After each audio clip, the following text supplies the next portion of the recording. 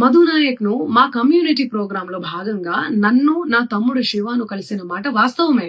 కానీ అతను చేసే వ్యాపార వ్యవహారాలు, అతని వ్యక్తిగత జీవితానికి సంబంధించినటువంటి సమాచారంపై నాకు ఎలాంటి అవగాహన లేదు. ఈ కేసు విషయం నా దృష్టికి వచ్చిన వెంటనే నేనే స్వయంగా వెళ్లి అడ్వకేట్ సుబ్బారావుతో పాటు రమావత్ మధుపై పోలీసులకు ఫిర్యాదు చేసిన.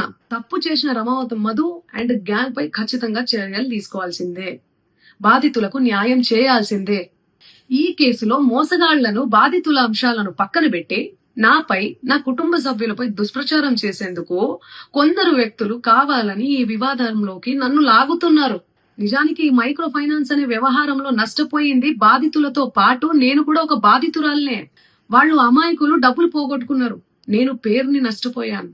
ఈ వివాదం తెరపైకి వచ్చినప్పటి నుండి ప్రతి క్షణం నా కుటుంబ సభ్యులు, నేను చేయని తప్పుకు బద్నామయ్యి మానసిక క్షోభకు గురి అవుతున్నాం.